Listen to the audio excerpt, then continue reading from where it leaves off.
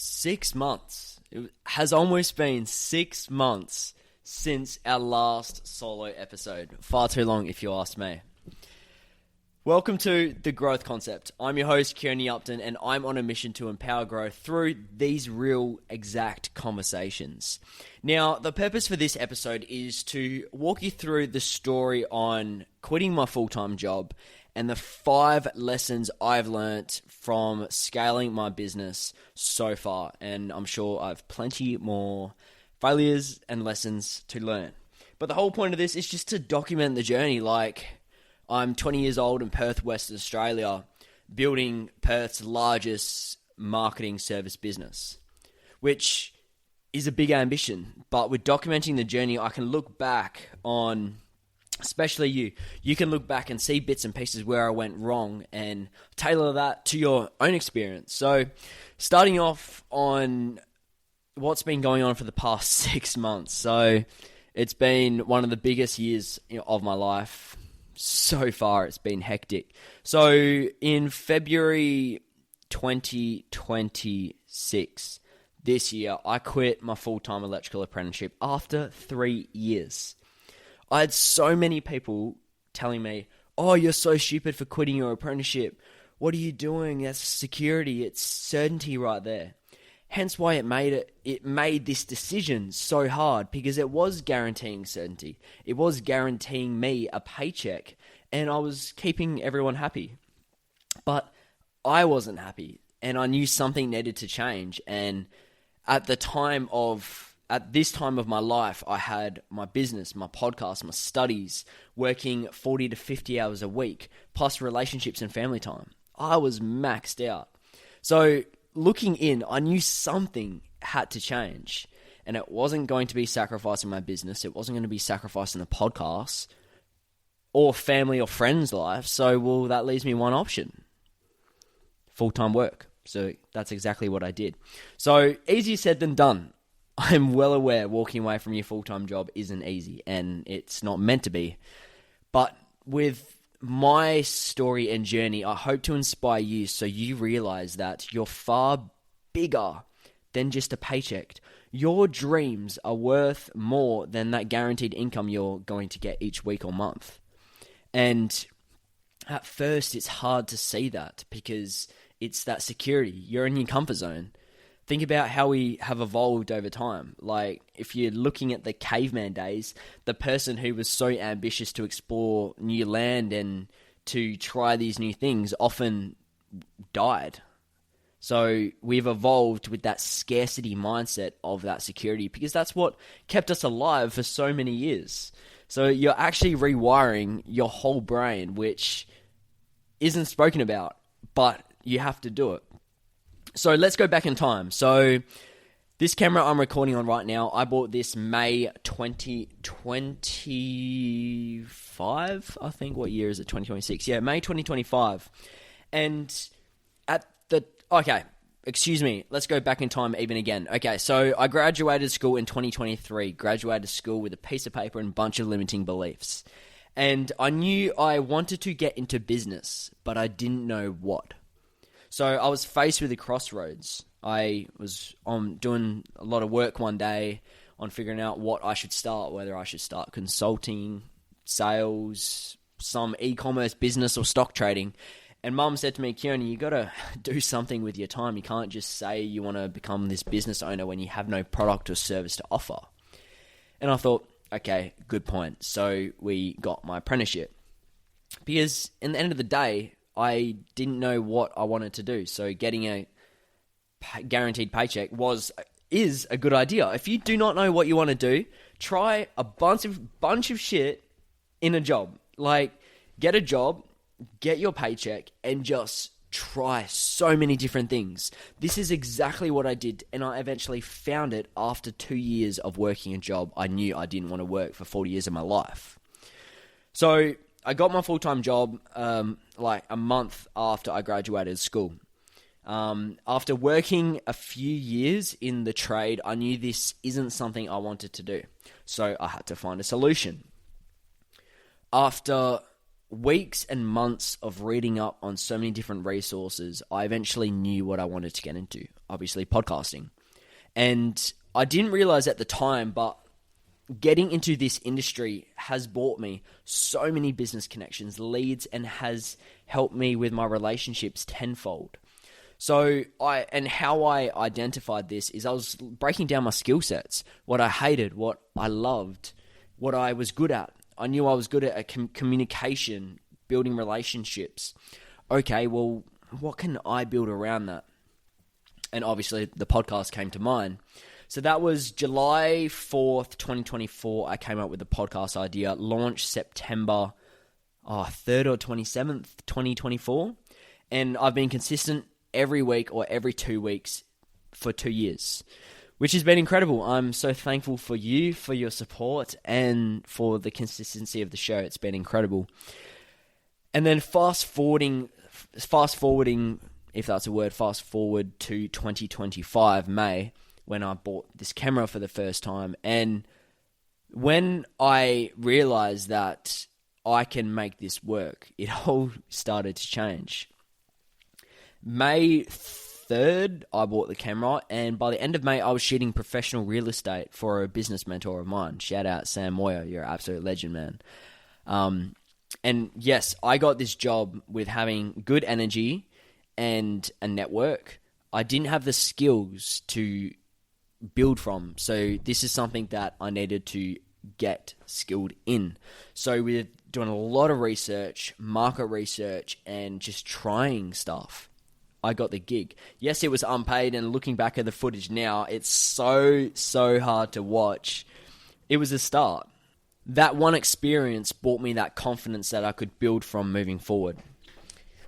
Fast forward to December 2025. I was getting my first paid gigs as a videographer, social media marketer. And from here, I knew that I could actually make a living out of this. It was December. I had around 4 clients working with me at the time, as well as studying. So I had business, around 4 clients, studying, working full-time, podcasting, relationships. I was stressed. I had so much on my plate. Would I take it back? Absolutely not. It's what made me realize on a lot of work and work. Like, you're working? Nah, you're not. Your capacity is actually a lot more than you think. And that's what that taught me, is I actually can do shit tons of my time when I'm under load and there's that urgency to make it work. So in December, I was shooting for the Wheatbelt Business Conference, a huge project that I got through Shil Shingavi. So thankful for you, my man. If you're listening to this or this part gets cut up on Instagram, having someone that actually believes in you will help you so much. When I met Shil Shingavi, I met Shil through networking. LinkedIn is a game changer. And with building the relationship with Shil, he has taught me what he's taught me, you couldn't learn in any book, movie, documentary, or article. It's actual experience he's taught me. And he's provided me work to get that experience as well, and that mentorship, which I'm so thankful for. Thank you, my man. And that job in the Wheatbelt in Northern for the Wheatbelt Business Conference made me realize, as I was saying, I can make this work. So December 2024, I was maxed out, pretty stressed, and with asking work for more time off, they eventually started saying no. And I thought, at the time, I was like, this is bullshit. I'm working for a company and they're not allowing me to pursue my dreams and make it work. And that's when I realized this is going to end a lot quicker than I thought. Either I'm going to get let go, or I'm going to have to quit to pursue something I know is worth pursuing. And it got to the point, it was January 2026, this year. I actually felt super sick because I was trying to balance too many things. To an extent, I think it was burnout and also being super run down with having a lot on my plate. And with calling in sick with work, I realized work didn't actually give a shit about me. I was just a number in the system. I would call them up pretty much on my deathbed, couldn't even function properly, in my room just sleeping all day. They did not care. And it made me realize I'm not valued. I didn't feel like I was valued, at least. And I knew I had to step away to do something I actually want to do and I know is worth my time. Once I got better, I was working, I was miserable, I was just sick of it. And I had a public speaking speech at Watercourt. At the time, it was a paid gig, and I said to work, I'm like, look, I really need this day off. They said no. And I'm like, damn, okay, well, let's call in sick. So I got a doctor's note. They were super sus about it. And another gig came up for Watercourt, a public speaking gig. And I'm like, I need this day off. And they said no. And I'm like, okay, that's it. I'm done. Handed in my resignation. 2 weeks, cold and sick the first week because I was actually sick, and then worked the last week, finished off strong as we do. And then I was in, the world was my oyster. I had quit my apprenticeship with the fear of, obviously, fear of judgment, what my family and friends were going to think. Financial pressure was huge. I was pretty stressed for the first few weeks on not getting cash flow. But luckily, I had an emergency fund and extra money saved up from working the job. And then I was faced with the reality of a startup business in 2026. I still have bills to pay. And I have no money coming in. So I scratched my head one day and I'm like, looking at a blank piece of paper, I'm like, how can I make this work? How can I get more jobs? And I literally sat down for hours and brainstormed different ways I could get more work. It started with cold calling, the cold calling content at the time. And that got me, I think, 6 to 10 jobs, which was insane. Networking events was a huge referral and a lead gen for myself. And one thing I've found in Perth is networking is a far better return on your time investment, in my opinion and in my experience so far, than cold calling, all these cold approaches, because with networking, you're going there to network with people, build relationships. And one big thing I've learnt with business is, in school, I thought business was business, transactional. Okay, I give you money and I get this service or product. But business is actually relationships. Building relationships, nurturing these relationships, and business most likely will come from nurturing these relationships. Something I got backwards for a few months with working for myself. So with growing that way, I now have a team of 2 editors that contract to me. I am the director of my own company as of Monday, the week just gone. So we're ticking away, we're making it work, we're getting some pretty good rewards out of this, and it's something I absolutely love. I'm fulfilled, I love what I'm doing, and it's crazy to think that I spent so many years working a job I hate because I was held back by fears. It doesn't make sense. So anyone who comes to me and be like, oh, I don't know what to do, I'm stuck, and I don't know where to channel my attention and time, because I know I don't want to work this job for the rest of my life. The one thing I say to whoever asks this is, 1, try a bunch of shit. Try so much stuff, man. You have time right now. Or if you're afraid of that, just read. Read books that actually provide value. For example, the first book I ever read is What Colors Your Parachute for Teens. This book made me realize on my skill sets what I'm actually good at. So in that way, I could channel all my energy and time to what I was good at versus being super diverse and average at a bunch of things like what school bloody teaches you, which doesn't even make sense. So with breaking that down, I knew what to build from. Obviously, the podcasting sides of things led me to the business, which I'm now doing full time. So yeah, trying a bunch of things is crucial. Reading is crucial, and networking. Networking, talking to a lot of people in different professions will allow you to pick up skills and traits that you want to adapt moving forward into your business journey. Whether that is a certain communication style you strongly value or that resonates with you. And with connecting with different like-minded people and people with different beliefs, you are then building the foundation of your business journey that you can build from. This leads me into the 5 business lessons I have learnt with hosting my business for a year and the podcast for almost 2 years. Straight away, network. This is number 1 business lesson I've learnt. So when I first started the podcast, my network was super small. I didn't have any professional connections because after all, I just graduated school. So how I grew my network was LinkedIn, Eventbrite, and Humanitics, I think the event hosting platform is called. And I would attend 10 events a week, 2 a day. And this would grow my circle of influence and the circle of network that I have.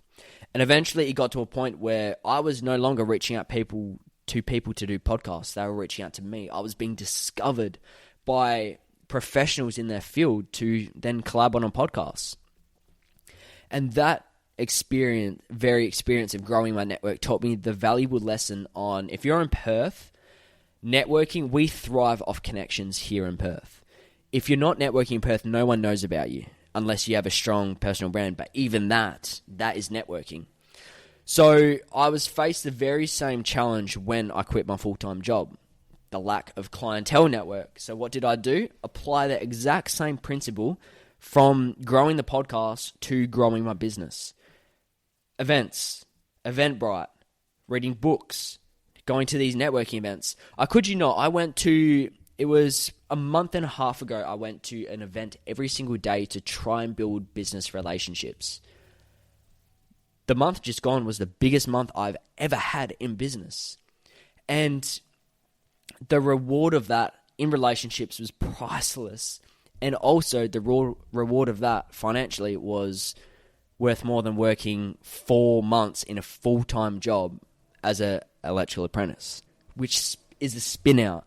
So networking is the core pillar of anything in business. And leading onto that is lesson 2, which is relationships. Relationships first, before the pitch. I was at this one networking event when I first started networking for business, and I met this one lady, and I got her business card, and as soon as I got home, I sent her an email pitching my service. She later replied saying, "I really appreciate the email, Keone. Sending this email in a place of love. I don't appreciate the straight-up pitch. I'm a person who values the connection first." And this made me realize, I'm like, fuck.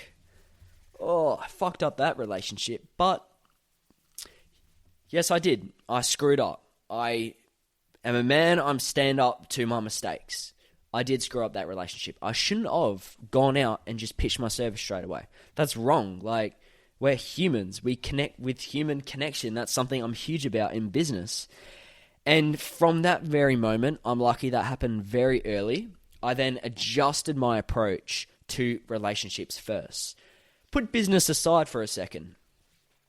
Lean in and sit with the person that you're building this relationship with. Tell me your story. What do you believe? Like, tell me what was the most exciting time of your life when you're growing up going through school? And these conversations is what builds connections and builds relationships moving forward. That way, when the time comes right, be like, oh, your service could use, your business could use my service. Like, I would love to have that conversation with you.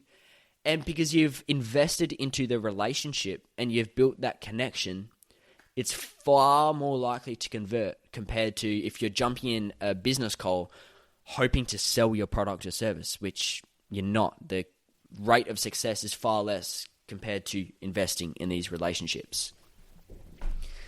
Lesson 3 in business, pitching and pricing proposition. So, this is something that I had to learn myself because remember that unit in school where we learnt about how to value your time, how to pitch, how to quote, how to pay tax? Yeah, we were all sick for that. Thanks, government. Thanks, school system. You're extremely outdated. And it pisses me off a little bit, a lot, because I had to learn these skills from mentors, from trial and error. I learned these skills with underquoting my time so much, with doing the math. I was paying myself $12 an hour. What the hell, Keone? So you only know what you know, right? And screwing up that one time taught me the value of my time. So then I could really sit down, how much is my time worth and how much do other people's time cost in the similar industry? With crunching these numbers, I could then pitch. And the way I go about pitching in a sales call or deal is give them the general numbers. For example, if you're looking at an event, hypothetically, this is one of my services that I offer. If I have a client coming to me to want to capture their event, of course, I know I'm priced at industry rates. I'm competitive. But I also know that telling a story with your event is going to convert and bring you the results you're after far more compared to if I was behind the camera pressing record, stop, record, stop. Like, it's beyond that. You need to come in with a plan. And a lot of people in this industry don't come in with a plan. So I sit down and I say to them, typically, after having a sit down, asking 5 strategic questions, typically, this is, what does the ideal version of success look like? What are your goals in the next 6 to 12 months? Because I'm not going to partner with someone if all they want to do is sell their product or service. Yes, that's a big part, but I want you to be more than that. You're not just a person selling a product or service. You're a person with a story. Emphasizing the story in your content and marketing strategy is what people buy from. If you don't believe me, look at Apple. Apple's marketing strategy is genius.